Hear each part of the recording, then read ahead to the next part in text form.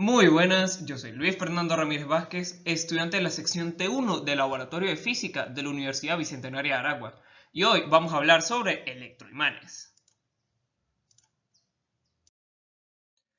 Bien, empecemos primero comentando cómo se hace un electroimán, y para esto necesitamos tres sencillas cosas. La primera va a ser un cable, un alambre ferromagnético. El siguiente debe ser un tubo de metal, preferiblemente un tubo de hierro. Puede ser algún tornillo, algún tubo alargado, alguna pieza que sea de metal, que tenga forma cilíndrica, por supuesto. Y necesitaremos también una batería. Cuando nos referimos a un alambre ferromagnético, se refiere a un alambre que pueda transmitir electricidad o que se le facilite hacer esto, ya sea un alambre de cobre, un alambre de hierro o cualquier otro material con el que se pueda transmitir electricidad. ¿Por qué? Porque la idea es formar una bobina utilizando de base el, la pieza metálica a la que mencionamos anteriormente. ¿Cuál es la idea de esto?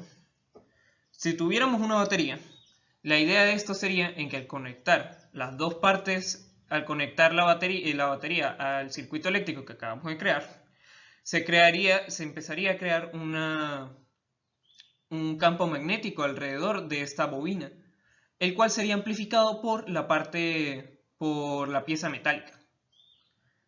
Esto formaría un electroimán, lo cual pues funcionaría, es un electroimán básico y de hecho precisamente así como está armado sencillamente sin ninguna precaución en la parte superior e inferior puede provocar accidentes con baterías comunes. Por lo tanto, si lo van a hacer, háganlo con equipo especializado y con supervisión de alguien responsable, y también con con sus propias medidas de seguridad. Bien, ahora entendamos qué es lo que sucede con este electroimán. Cuando nosotros tenemos una bobina y le proporcionamos una corriente eléctrica en esta dirección, podemos observar que mediante la regla a la mano derecha, colocando el dedo en la dirección en la que está yendo la corriente, podemos observar que, por lo menos en mi ángulo, está yendo en un sentido horario. En el suyo, seguramente, debido a cuestiones con la cámara, irá de otra forma. Pero esos son detalles en este momento. La cuestión es que al formar un campo magnético, al formar el campo magnético, tenemos que es un campo magnético súper fuerte en la parte interior de la bobina, pero muy débil en su parte exterior. Ahora, al agregarle una pieza metálica, podemos observar que la pieza metálica en sus componentes es como la imagen izquierda. O sea, realmente la pieza metálica tiene un campo magnético de por sí, pero es un campo magnético nulo, es cero, porque todas sus partículas, o bueno, podemos verlo como pequeñas piezas o pequeñas piedritas que forman una barra metálica, como observamos en la imagen izquierda, tienen un campo magnético en direcciones aleatorias, los cuales al sumarlos completamente da un campo magnético nulo. ¿Qué sucede cuando nosotros le agregamos un campo magnético con una dirección y sentido fija? Pues sucede lo de la imagen derecha, que genera un campo magnético con una sola dirección, o sea, genera pues genera los dos polos que conocemos normalmente, un polo positivo y un polo negativo. Esto pues genera un electroimán bastante potente en todas sus áreas en todos sus ángulos. Ya dentro ya no hay, o sea, dentro hay un campo magnético el cual es afectado por la pieza metálica y por fuera hay un campo magnético con una magnitud constante, la cual se puede regular dependiendo de la intensidad de corriente, la cual nosotros proporcionemos. Bien, pero paremos un momento. Exactamente, ¿qué es el magnetismo? Pues es un conjunto de fenómenos que provocan la atracción o la repulsión de diferentes objetos o materiales. Y en el caso del estudio de la física, de diferentes cargas puntuales. Por ejemplo, cuando nosotros tenemos un material conductor y tenemos una intensidad de corriente que viaja a través de ese material conductor, sabemos que hay un campo magnético, ¿cierto? Sí, sabemos que hay un campo magnético alrededor de este. Bien, si nosotros tuviéramos una carga puntual en cualquier punto que afectara ese campo magnético, esa carga puntual resultaría que se le implante una fuerza específica, una fuerza generada por la influencia del campo magnético.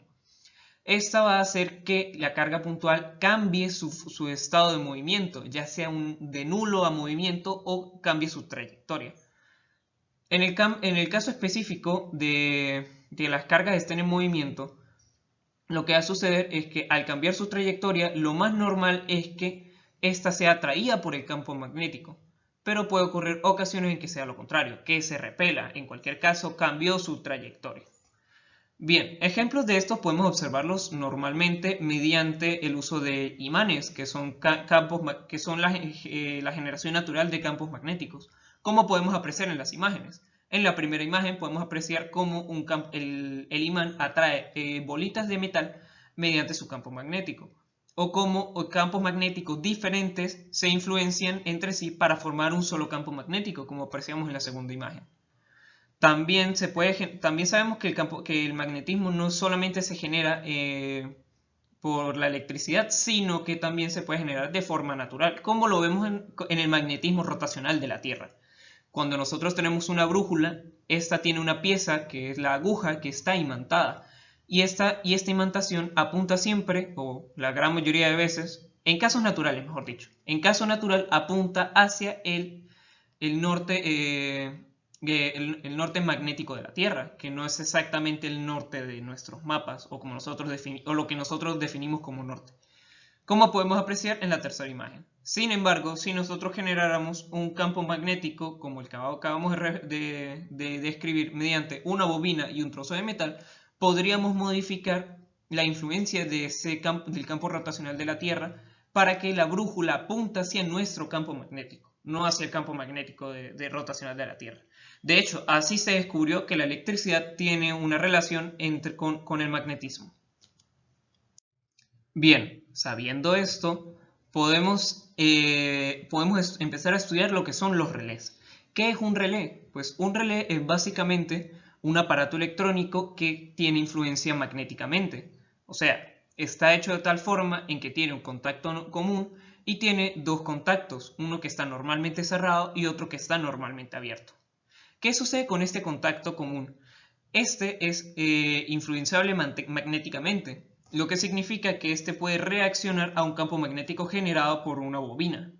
Cuando nosotros creamos un campo magnético, el contacto común que debe estar tocando el contacto normalmente abierto, va a empezar a recibir la influencia del campo magnético, por lo que va a repelerse, o normalmente funciona así, va a repelerse. También puede hacerse de forma en que éste se atraiga, pero en nuestro caso se va a repeler. Cuando éste se repele, deja de conectarse con el contacto normalmente abierto y se conecta al que está normalmente cerrado. Esto funciona entonces como un interruptor. Es básicamente eso, un relé es un interruptor, pero con la peculiaridad de que no es un interruptor manual como el que nosotros tenemos al encender la luz, que necesita que nosotros subamos o bajamos el conector el interruptor para que funcione la luz. En este caso funciona a través de una bobina, la cual se puede activar o desactivar mediante sensores. Esto permite tener un interruptor que sea susceptible a sensores, cosa muy útil en la automatización, como por ejemplo la mayoría de motores eléctricos que utilizamos para abrir y cerrar portones eléctricos funcionan con un relé, los cuales están conectados a un sensor que cuando tú hundes a un botón o cuando tú hundes a un control a distancia, este sensor recibe una señal, activa la bobina, esta bobina hace que el contacto cambie de lugar, activando el sistema. Y cuando este termina de funcionar, se desactiva la bobina y se desactiva el sistema. Esto también ha sido muy útil en lo que es en el campo automotriz, con la creación de los nuevos autos eléctricos, ya que las bobinas y los relés son de vital importancia para la automatización de estos. Haciendo un poco de hincapié en estos sistemas automatizados, podemos mencionar algunos como los sistemas de alumbrado o sistemas de precaución en algunas fábricas de producción. Los sistemas de alumbrado automatizados normalmente son utilizados por sensores y un relé como el que estamos apreciando en la imagen. Estos relés estos sensores, al recibir unas señales específicas, permiten el paso de la corriente eléctrica, activando la bobina, activando por lo tanto el relé y generando un cambio de variable o permitiendo el paso de corriente eléctrica hacia el sistema de iluminación, el cual está encendido en la noche y cuando se hace de día se envía otra señal apagando la bobina y por lo tanto apagando el sistema completamente.